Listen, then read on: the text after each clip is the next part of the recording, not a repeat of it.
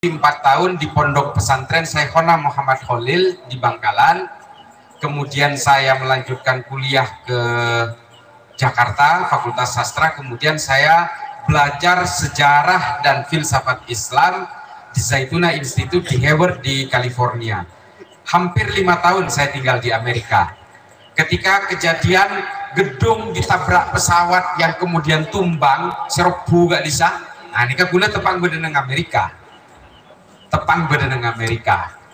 Jadi saya merasakan bagaimana seorang Islam baik-baik tiba-tiba menjadi korban 6-7 orang yang merusak Islam, melakukan aksi kekerasan, melakukan aksi terorisme atas nama Islam di Amerika. Saya merasakan, dan setelah kejadian itu saya merasakan masjid ditutup. Orang-orang seperti saya yang namanya ada Muhammadnya di depan, tidak sembarangan bisa mencari kerja, tidak sembarangan bisa sekolah, tidak sembarangan bisa beli tiket pesawat, tidak bisa sembarangan mencari kos-kosan, karena kalau ada Muhammadnya kesannya itu teroris semua. Aneh. Hanya karena ulah segelintir orang, lalu kita semua dicap seolah-olah orang Islam itu sama semua. Nih kan nih, nggak apa-apa ya campur Madura begini nikah.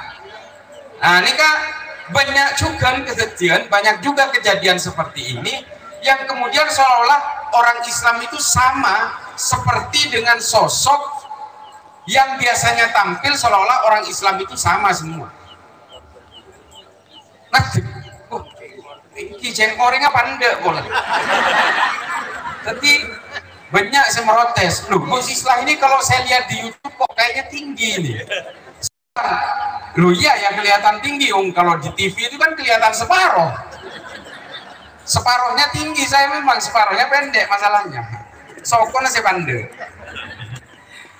Nah ini kadang ketika ada orang yang mengaku bergelar Habib misalnya, kerja itu hanya mencaci maki orang NU, mencaci maki ulama NU, membuta-butakan Gus Dur, lalu orang mengambil kesimpulan yang sama seolah-olah orang Islam seperti dia semua.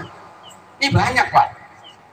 Nih seperti hari ini misalnya kasus Israel sarang Palestina nih selalu digiring ke arah perang agama, jadi seolah-olah ini adalah perangnya orang Islam dan orang Yahudi, padahal benih nih perang politik nih kan. Nika urusan politik, anak pemiku ngocak urusan politik. Nang Palestina nika beda orang Kristen, nang Israel nika beda orang Islam, nang Palestina nika beda orang Yahudi, nang Israel tipi beda orang Arab. Tentara Israel pun beda se-Islam Pak, beda. Nah nika mana panjenengan tak percaya, boleh teman gak kasar.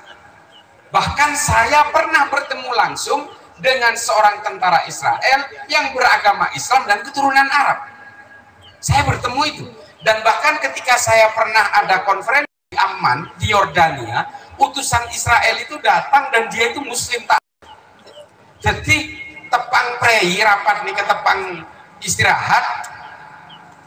Sekules dari Indonesia nih ke Ijoma, kok nih kepunten apa aja? Utusan Israel nih.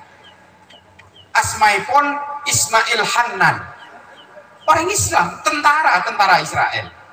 Nah ini contoh nih kan, artinya perang Israel serang Palestina kan benih perang agama. Ragara ibak ada sentimen keagamaan, seolah-olah ini perangnya Islam dengan orang Yahudi. Benih apa nah? Gula nyokona de panjenengan saja. Saya minta kepada Bapak-Bapak Ibu sekalian, kalau menganggap ini perangnya Islam dengan orang yang beragama lain, takong ketika Palestina kalah, dibombardir di Israel, kesana sekala ini ke orang Islam.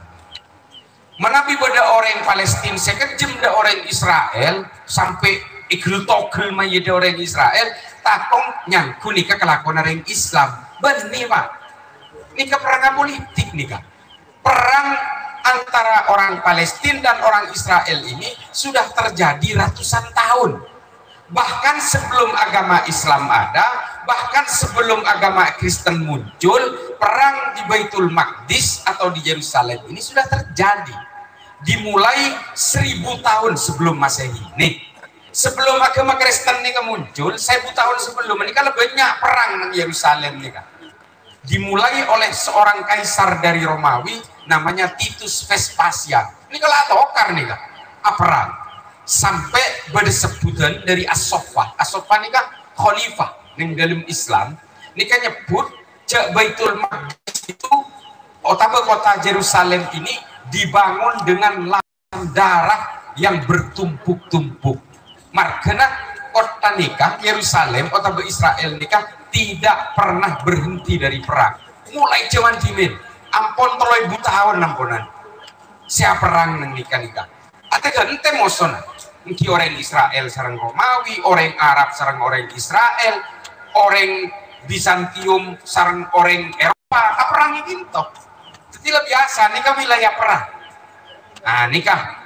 Oleh karena itu apa yang ingin saya sampaikan ini adalah mari kita bicara tentang Nahdlatul Ulama NU nih. Manabi kula sarang panjenengan insyaallah sarang para masyayikh sebede kinto nikah. Rembi nikah oe lah kala NU nikah. Kula tipis orang Madura.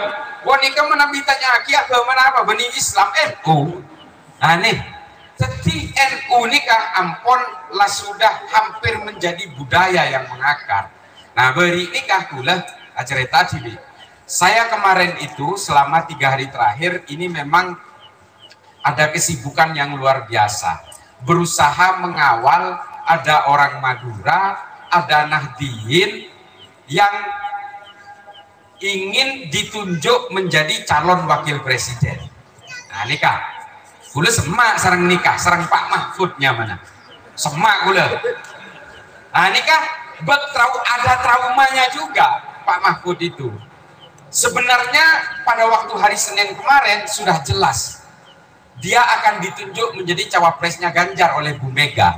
Tapi Pak Mahfud nikah selalu kurang dia polana trauma tahun 2019 tomanisan keralaonan. Nah, jadi Pak Mahfud itu hari Senin itu udah ngomong ke saya, lah ini bener nggak saya jadi cawapres? Ya saya kemudian ya kita berdoa, boleh nyambut apa? Kita lihat bareng-bareng bang. Ya benih apa ada kipai itu kali kita dosongku. Pokoklah kalau sampai saya mendaftarkan diri di KPU baru saya yakin kiba pontoreng.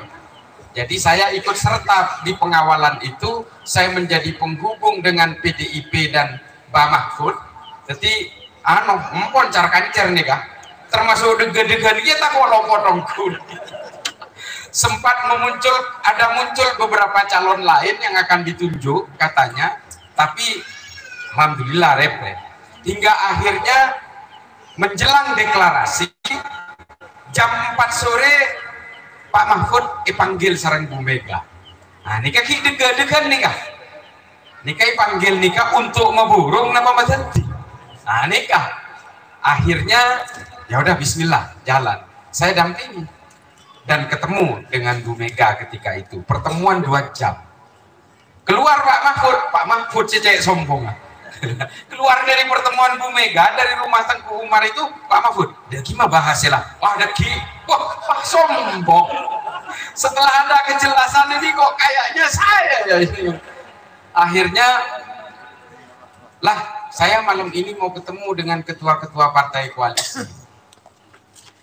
Sama siapa aja Pak? Ya sama Pak Usman Sabtaodang dari Hanura, dengan Pak Haritanu, dengan P3 saya harus ketemu ini. Oh berarti sudah fix besok? Iya ini udah. Ya bisa dibilang 99% saya cawapres. 1%-nya takdir katanya. Oke ya Pak. Jadi kelilinglah Pak Mahfud itu ke ketua-ketua itu. Nah malamnya saya begadang di rumahnya Pak Mahfud. Ngantos ini.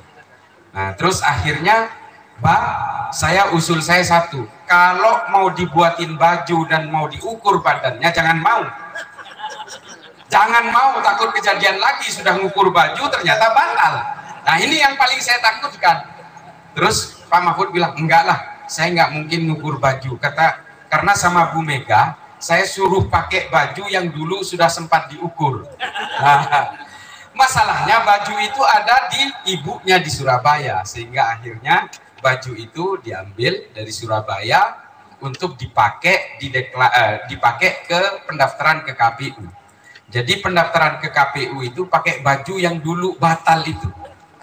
Nah, ini saya cerita sedikit begini adalah karena kita akan dihadapkan dengan pertarungan politik yang mungkin tidak sederhana. Nikah bukan kaleng-kaleng nikah. Bedesitung cawapres nikah, kemungkinan nikah 100% detik anak presiden. Mosona nikah. Nah, karena betul meletaknya mana Pak Mahfud dari desa baru anak ngorentani. Nah nih, jadi ben Pak Mahfud nikah. Nah, tien. Kula lo akan panjang hunten. Keng nyona tolong menabi aroma sa NU gitore coblos pada NU nasi ala bola. Kampanye tentang keng metoro apa dia Madura nengki tak langkong sepora menabi tak kesokan tak kenapa cek coblos tak kenapa cek sampai atau keran seberingan rugi pak mulo nyoblos Pak Mahfud peniring Madura kakek aja pakun ring Madura sepenting toreh kita pilih orang-orang yang sesuai dengan hati nurani. Oh seneng dek Caimin sareng Anies pede tak kenapa. Oh seneng dek Prabowo Gibran, oh silahkan ya Pak, hati nurani. Seneng dek Pak Mahfud sareng Ganjar, oh silahkan dengan senang hati, sama kayak saya pilih Ganjar Mahfud soalnya. Kampanye boleh. Bentar, saya cuma bercanda ini, silahkan. Caimin teman saya, sangat akrab saya dengan Caimin. Saya ngisi pengajian di rumahnya Caimin sering. Artinya saya ngisi berceramah di satu panggung dengan Caimin di kediaman Kiai Suadi Pasuruan. Mare, banyak kesempatan. Artinya saya juga tidak ada hubungan yang tidak bagus dengan Caimin, saya bagus. Yang mungkin yang saya nggak kenal Aniesnya, tapi Caiminnya saya kenal. Nah, kalau Prabowo sama Gibran saya dua-duanya nggak kenal, memang. Pada benih NU polana. Bapak Ibu sekalian, yang ingin saya gambarkan adalah mengapa, nah ini kan nih, kenapa NU ini kan menjadi penting di negara ini. Ini yang harus kita ketahui semua. NU itu selalu menjadi sasaran dari orang-orang untuk ditumbangkan. Nah ini kan nih, jadi Pak, saya hanya mau Wahabi Salafi ini kamu paling ke kiri ada NU nih Pak. Kalau dia mendengar kata NU, dia betul-betul ingin menyerang NU. Dan NU ini dianggap sebagai orang-orang yang menggunakan ajaran-ajaran Islam yang diselewengkan. Karena apa? Karena orang-orang pemeluk Wahabi Salafi ini menganggap penganut ajaran Islam yang paling murni. Sehingga orang Islam ini, orang NU ini dianggap penganut ajaran yang sudah tercemar. Misal, ini kan misalnya nih, cepon tahlilan nikah, pengaruhin sareng orang Hindu. Padahal orang-orang abad pertengahan sampai hari ini di Turki dan di Tunis termasuk di Maroko itu juga tahlilan Pak. Ziarah kubur dipengaruhi oleh kehidupan orang-orang Buddha. Ini orang Islam yang ada di sebagian Arab dan juga di sebagian Turki dan Afrika Utara itu juga berziarah kubur Pak. Lalu kemudian ketika dia maulidan dianggap ini adalah warisan orang Kristen yang merayakan Natal. Tore. Ini pendapatnya orang-orang Wahabi dan Salafi. Padahal orang Arab pun juga melakukan maulidan. Kecuali orang Saudi Wahabi. Karena apa? Karena Wahabi Salafi ini memang juga diciptakan oleh orang Saudi. Ulama Saudi namanya Muhammad bin Abdul Wahab dari Najd, dia menggunakan hukum-hukum baru, tujuannya apa? Supaya melawan hukum-hukum yang dibuat oleh Kekaisaran Utsmani. Karena apa? Saudi ini kan beda keluarga terhormat, keluarga ningrat, asmaipun keluarga Ibnu Saud. ingin menguasai Saudi, ingin melepaskan diri dari Kekaisaran Utsmani, tidak nikah. Wahabi ini lalu diciptakan untuk melawan ajaran-ajaran Islam yang disepakati oleh Kekaisaran Utsmani dari Turki. Sehingga apa? Kalau Kekaisaran Utsmani itu maulidan, di Saudi harus diharamkan. Mikranan nih, bisa ke orang itu. Akasi mendelem putol nih. Kalau orang Turki Kekaisaran Utsmani ziarah kubur, tahlilan, haul, maka dia harus mengharamkan apa yang dilakukan oleh Kekaisaran Utsmani. Menapi neng Utsmani nikah bermemainkan musik, maka di Saudi harus mengharamkan musik. Kalau di Kekaisaran Utsmani ini orang merokok, maka rokok harus diharamkan oleh orang-orang Saudi. Tujuannya apa? Supaya orang Saudi betul-betul memusuhi orang-orang Kekaisaran Utsmani. Ini ketot sudah. Nah, yang menjadi masalah kemudian, ketika Saudi berhasil memerdekakan diri dari Kekaisaran Utsmani, ajaran ini dibawa ke Indonesia, di mana Indonesia ini tidak ada masalah dengan Kekaisaran Utsmani. Ulama-ulamanya masih memegang ajaran-ajaran dari para ulama dan ijtihad serta fatwa-fatwa dari ulama Kekaisaran Utsmani. Nah, tadi mangken nikah sedang nggak kantor nikah ngaramaki molodon, ngaramaki hol, ngaramaki tahlil, dogi macarana pokong ekinto nikah harus pada di Saudi. Nah, nikah. Ajaran ini yang kemudian mengajarkan kepada kita untuk mengkafirkan siapapun yang berbeda. Soalnya orang Wahabi Salafi nikah nganggep sepaling bener, Pak. Nganggep paling orisinil ajarannya dengan ajarannya Rasulullah. Nganggep sepaling otentik dengan ajaran-ajaran yang dilakukan oleh Rasulullah. Padahal nikah sedaja pacang ngoreng sedaja. Orang-orang pemeluk Wahabi mengaku paling orisinil, juga kata ulama-ulama mereka. Kita menganggap ajaran NU ini, Ahlus Sunnah wal Jamaah ini sebagai ajaran-ajaran yang paling otentik, juga menurut ulama-ulama kita. Jadi intinya Pak, orang-orang Wahabi ini kah nganggep saya paling bener. Orang sepi tesaran Bang Tibi pasti salah. Bang Tibi yang pasti masuk surga, orang-orang sepi tesaran Bang Tibi yang pasti masuk neraka. Nah, ini kemudian orang Wahabi Salafi. Lah ini kemungkinan lah mulai masuk nih ke daerah-daerah Kinto nih. Bani jauh-jauh Pak embagu lah nih kemungkinan jadi Wahabi mungkin. Embagu lah. Pon juga embagu lah nikah. Seasmai pon Kiai Nawawi nikah ampon 100 tahun lebih pon juga. Nikah pun juga NU Pak. Mungkin eteku sarang kompoya embagul kompoya nikah kesinwani asmai. Nikah mungkin kedua hobi Pak lah. Kurang nikah benar perangapera kioreng Madura. Madura siapa lo dan nikah seper kaperaki. Kolana norok bunteng orang keren jekon. Orang yang tahlil nikah peraki iharamakin. Ziarah kubur iharamakin lah nih. Saya kelakon bagu lemangken sampai aswaja nikah. Singkat nikah yobe aswaja kan Ahlus Sunnah wal Jamaah aja pun orang NU lah nikah yobe Pak aliran sesat warisan jahiliyah. Ini kelakuan bagu lemangken jadi orang penter akan timbagu les lulusan IAIN munduk neng ganjar petong tahun. Ini kan munduk neng ganjar petong tahun aku lihat neng IAIN aja 4 tahun nih kaki capok napa boleh orang biasa sekati panjenengan sarang badan kaum orang-orang budu kan ulen kan napa boleh seloi capok sedeng kiai akati basin bani ini kan icapok mungkin lakonan ini kan perngapiraki orang melolo orang ngamolodon icocok wah dia molodon dia senyatanya norok buntai orang Kristen pada memperingati Natal kelahiran Yesus. Ini kan nih.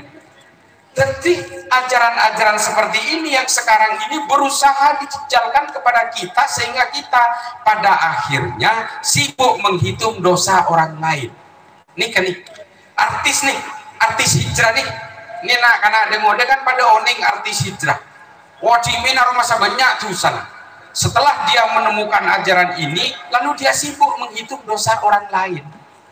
Jadi cimin ini pemain musik kapan laro masa atopet ngaramaki musik cakan-cakan saya main musik ini kayak norak kaki sudah itu. Nah, ini contohnya pada situng anggota Sheila on Seven nah bagi saya.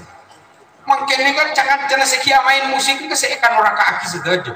Aju tangkan cacu masuk norak kaki jadi pola saya main musik. Ceng-cepon bang tibi haram pola. Padahal menabi tak bukan ketab. Wah banyak ulama saya ngalalaki musik nih. Banyak pak. Sampai pada kitab etoles seorang ulama namanya Al-Isfahani. Ini kan nulis abad 10 rakyat belum 10 tahun setelah Rasulullah ditulis kitab ini. Kitab ini kan judulnya Al-Aghani. Ini kan nyerita aki pada orang ngamen pak. Setelah Rasulullah wafat kurang lebih sekitar Rasulullah wafat kenging 2 tahun Madinah ini kan pada orang ngamen ngangkui gitar. Sebenarnya kah ngangkui pelepah kurma yang dipilih jebon nang dalam kitab ngamen nih kah kurang lebih 12 tahun lakon nih kah ngamen nang Madinah nih kah sampai set. Nah kalau musik itu haram maka para sahabat yang menjadi khalifah dan para sahabatnya Rasulullah yang masih hidup tentu saja akan melarang pengamen ini. Tapi peneng kenapa?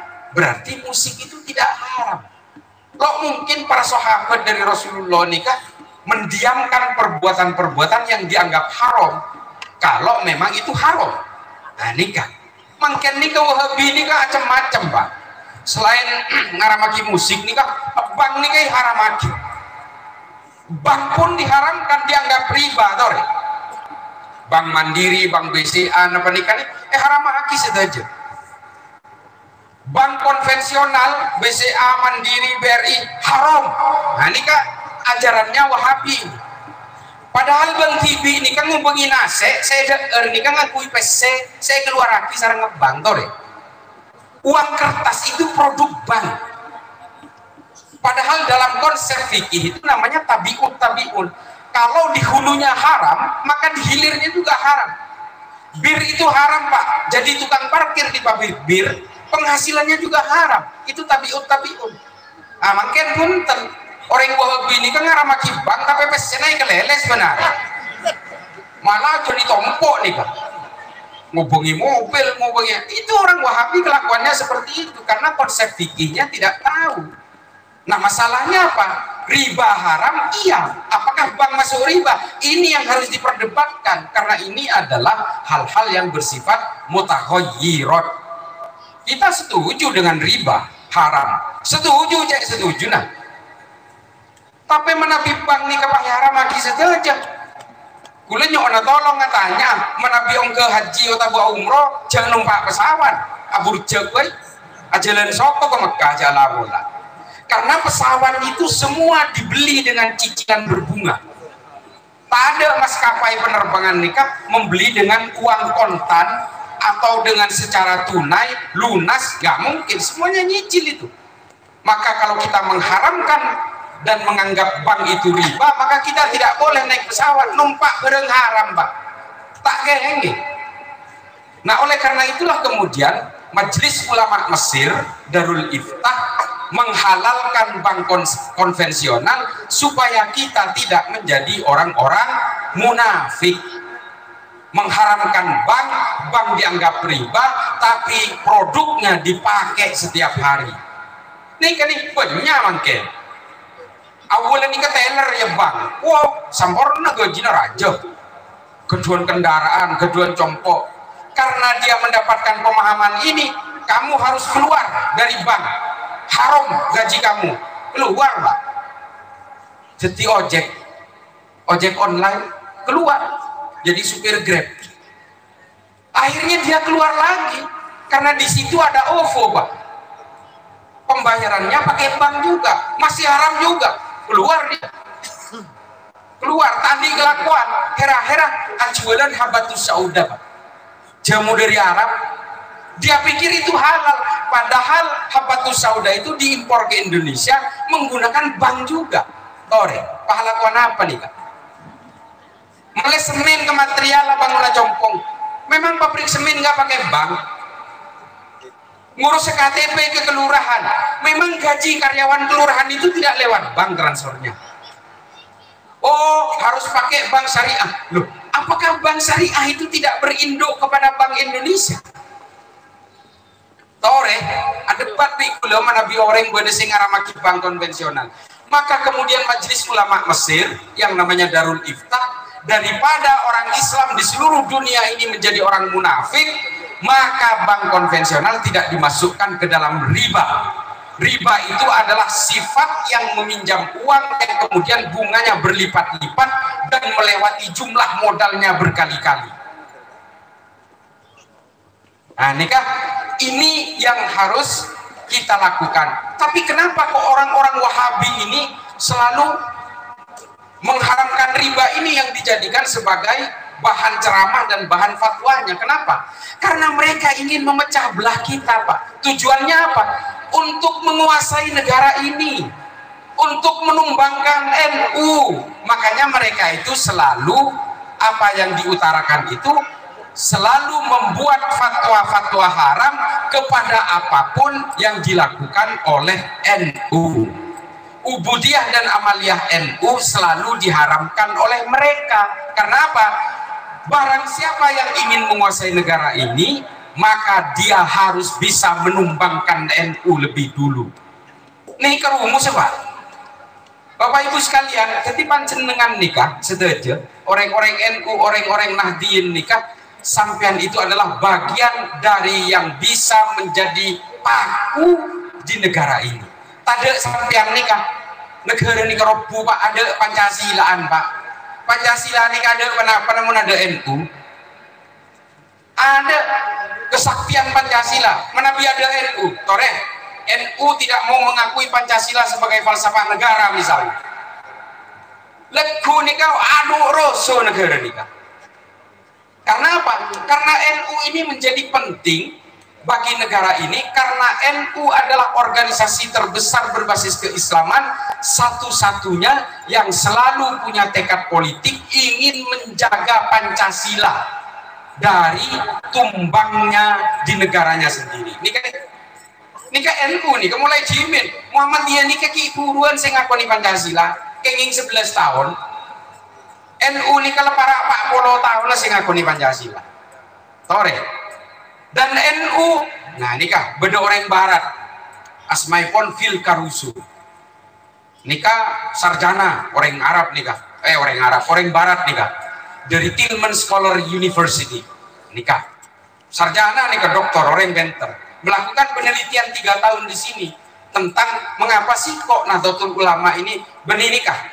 Melakukan penelitian mengapa Indonesia itu negara yang 17.000 pulau, 700 suku, 700 bahasa, puluhan agama beserta aliran-alirannya kok bisa hidup damai. Dia melakukan penelitian. Kesimpulannya akhirnya apa? Karena di Indonesia ternyata ada organisasi yang namanya Nahdlatul Ulama. Tore. Lalu mengapa Nahdlatul Ulama ini menjadi penting bagi Indonesia?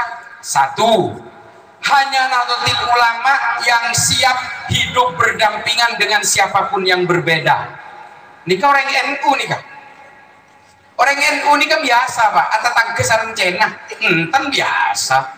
Orang NU entar ke pasar saya jual beras orang cenah meneh Pak Gun. Orang Wahabi tak poron Pak.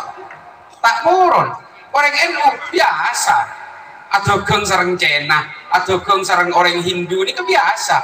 Orang NU, Odi Bali bisa, tetangga orang Hindu saja, tetangga ini kebodoh patung ngontrak compok, le compok ini kebodoh patung Hindu nah, tak oleh buang, pak kun orang NU orang ngontrak compok nikah, karena kita tidak diajari oleh para ulama dan para muassis Nahdlatul Ulama untuk membenci orang yang berbeda, kita tidak diajari itu. Itu kenapa penting NU bagi negara ini, karena negara ini majemuk ini macam-macam, bodoh Hindu, bodoh Buddha, bodoh orang Celeng, bodoh orang Kote, bodoh Sematana Sipit, macam-macam. Nah NU siap sedia untuk hidup di tengah-tengah perbedaan itu, makanya penting Oh Wahabi, menabi Wahabi, oh tak siap Pak, tak siap menabi sebulan nikah beda orang apa jangan kui cara lain, wah nikah langsung agluber aten, langsung pegel nikah, mana melo kelero ibu tambu nikah, tetangga nikah, ikat tinggi, nah nikah. NU seperti itu. Yang kedua adalah NU tidak pernah punya riwayat mengkhianati negaranya sendiri. Pola teman ngeding NU berontak dari Indonesia, jadi pemberontak, tak toman. Mas Umi, oh toman, Mas Umi ini kah gila kurang lebih ini kah lambe akan sareng NU hera-hera moso. Mas Umi pernah Pak PRRSI Permesta yang melakukan pemberontakan di Sumatera Barat itu orang-orang Mas Umi. Organisasi lain NII, wah ini kan cungsaraan boleh nih kak. Indonesia merdeka kenging 4 tahun langsung mendirikan negara Islam Indonesia di Tasikmalaya. Pimpinannya namanya Kartosuwiryo. Nikah lah lakukan cara lain nih kak, mengkhianati negaranya sendiri yang akhirnya menghasilkan pemberontakan Andi Asis dan Kahar Muzakkar di Banjarmasin, di Kalimantan Selatan dan juga di Sulawesi. NU tak toman Pak, malah NU nikah cuman Soeharto Pak. Nikah itu sarang Pak Harto sampai ketua umum PBNU yang namanya Abdurrahman Wahid alias Gus Dur nikah sampai sarang Pak Harto nikah icurigain tako abrontak ke Indonesia, lalu dibuat sosok tandingan namanya Abu Hasan di Muktamar ke-29 di Cipasung di Tasikmalaya. Pola apa? Soeharto tako ke NU soalnya NU nikah anggota banyak apoloan juta. Kalau ini melakukan pemberontakan ke saya, habis saya. Lalu kemudian Gus Dur berusaha digusur lewat Muktamar NU. Tak bisa, tak berhasil. Gus Dur Pakun terpilih menjadi ketua NU untuk 5 tahun berikutnya. Terus orang-orang NU apa ngamuk? Punten Pak, ada sih ngamuk. Cuman PKI, kiai santre bantai sarang orang PKI. Banyak nih Kak.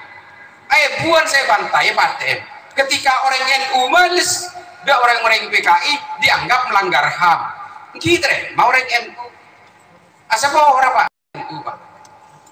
Tahu deh, ketika orang lain membantai NU, tak ada sinyalakin kapan orang NU males, kiai NU males, yang melanggar HAM. Nih kata orang. Nih ke NU nih, kamu pun lah terima baik. Nah bahkan ketika Gus Dur diturunkan dari kursi kepresidenan secara tidak normal, toreh pola sampean berdesa ekatoi sarang PBNU, ayo ntar ke Jakarta, oper kabiyo toman ngeding nikah, tak ada Pak. Padahal Gus Dur itu diturunkan secara tidak normal, tidak secara konstitusional. Toreh, apa kata Gus Dur ketika itu? Tidak boleh ada jabatan yang dipertahankan mati-matian. Negara ini jauh lebih penting daripada sekedar saya. Ini kecepawan Gus Dur nih. Dan ini ke NU Pak, boleh nyuna tolong aku Pak ada NU nih. Tori aku Pak ada NU nih ke Pak. Kule beni masalah kulen ke fanatik buta den. Tapi menabi panjenengan entar de negara-negara siapa perang Pak. Kule nih kesaksian Pak.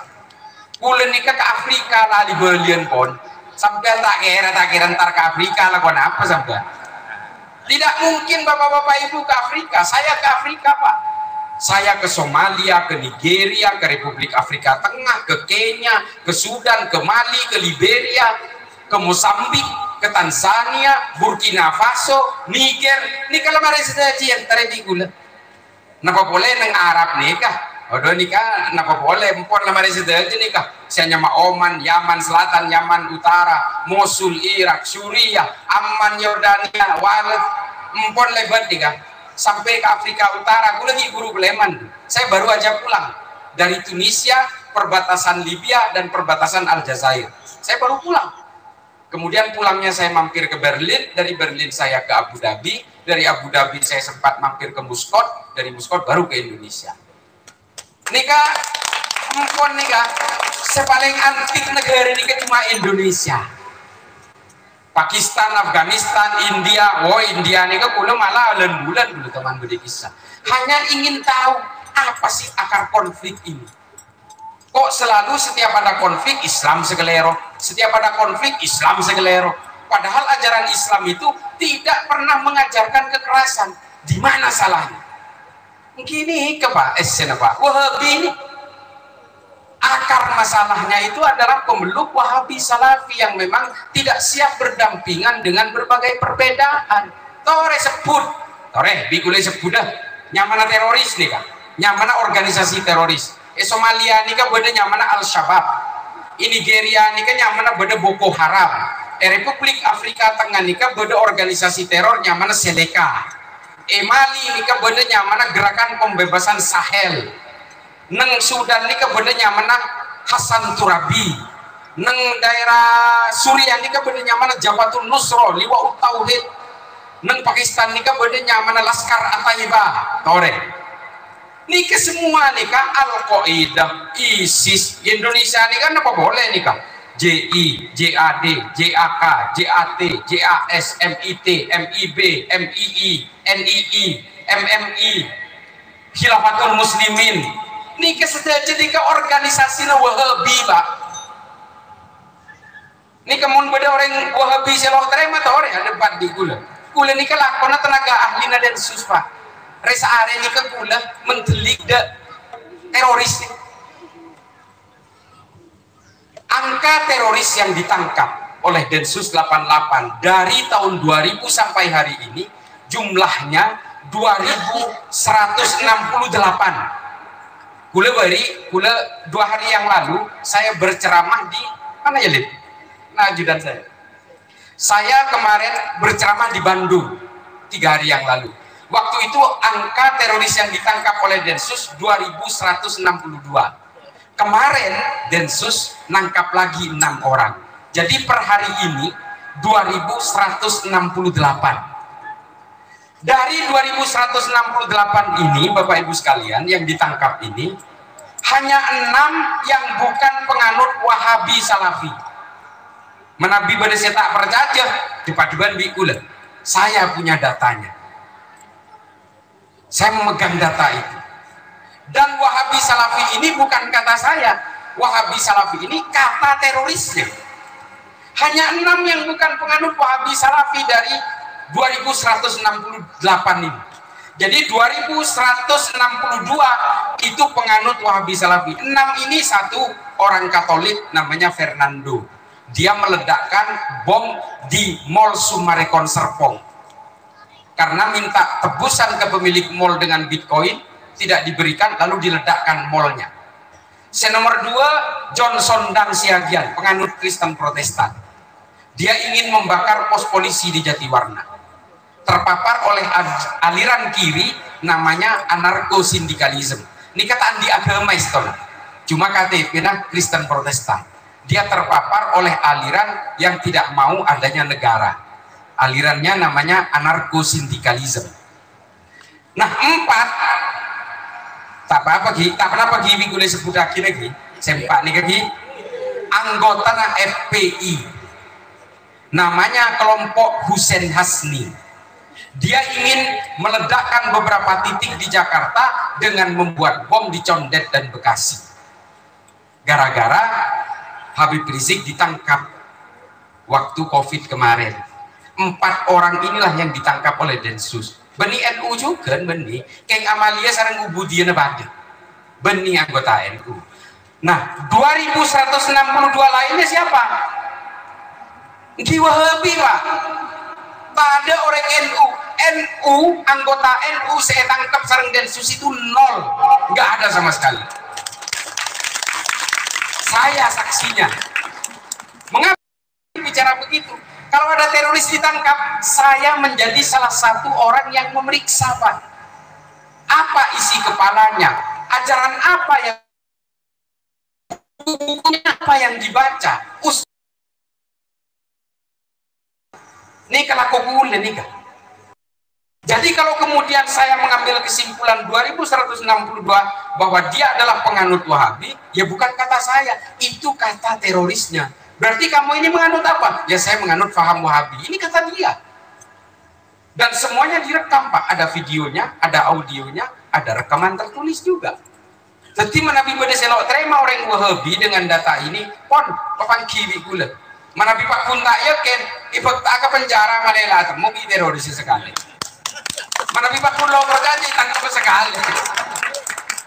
Lah nih, saya bukannya benci kepada Wahabi, bukan. Silahkan menganut ajaran ini, silahkan. Tak kenapa.